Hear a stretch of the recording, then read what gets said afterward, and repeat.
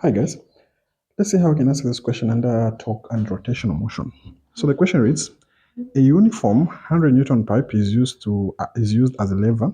Where must the fulcrum be placed if a 500 Newton weight is on one end to balance the 200 weight which is on the other end? So the idea is we've just been given x and L minus x, of which L is the length of this particular pipe. So what I want to do is this. First of all, we're going to choose a point that we can consider the point of rotation if this was to be rotated. So the point that we can choose, let's choose here where we have the support, because remember we don't have the reaction force. We're going to look for it, so we don't have the reaction force. So before we find the reaction force, let's use this same point as the point of rotation, so that at this point the torque at this point will be zero, because the distance will be zero times this force. Remember, torque is force times the perpendicular distance. So if that's the case, this is what we're going to have. We're going to say, since we have three forces, 1, 2, 3, or let's consider them four forces. We have four forces, 1, 2, 3, 4. But this force that we have here will produce a zero torque, simply because this force is at the point where we have chosen to be the point of rotation. Hence, the distance will be 0 meters. So, if that's the case, let's also consider which one is negative, which one is positive, depending on the direction. And when we talk about direction, in this case, we're talking about clockwise and anti-clockwise direction.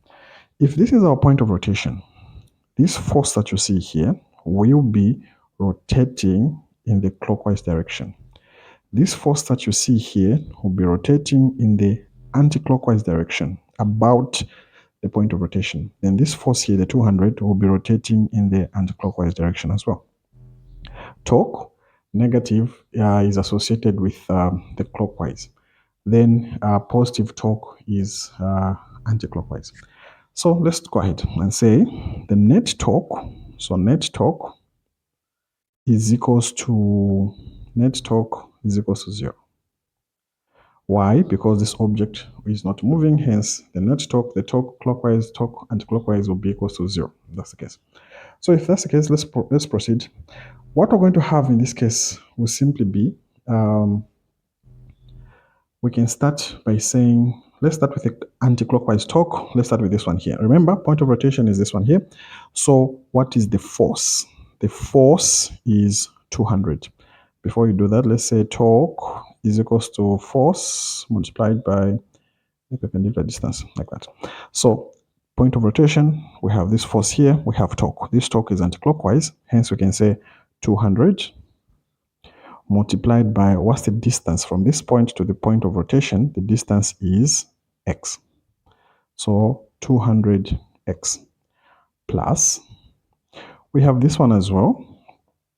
Now, this one is also going in the anti-clockwise direction, hence it is also positive. If that's the case, what is the distance from here to here? That's what we want.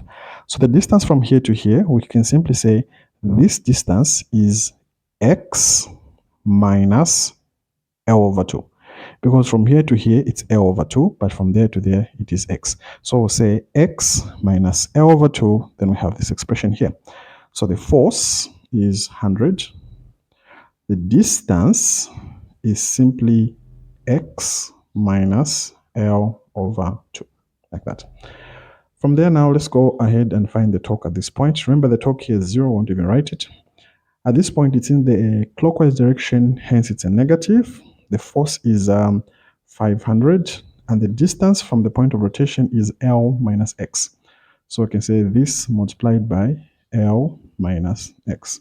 Remember, net torque is equals to 0. Okay, so if that's the case, let's see how we can simplify everything that we have. So to start with, we can say, let's expand here, and we can also expand there as well.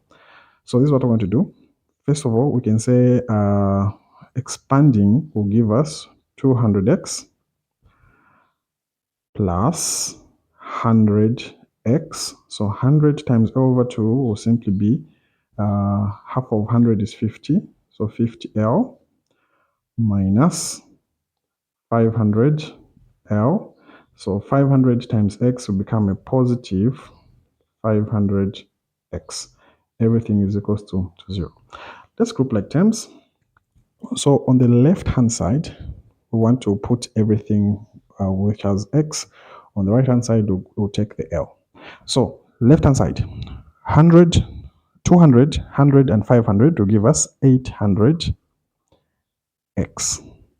This is equals to 50, 500 goes to the other side.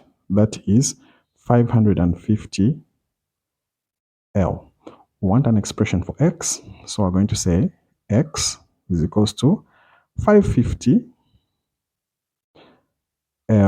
divided by 800. So that's how to get. So 550 divided by 800, we simply get 0.69. So X is equals to 0.69L. Now, let us understand what the question is asking. The question says, where must the fulcrum be placed if the 500 Newton weight at one end is to balance the weight on the other end?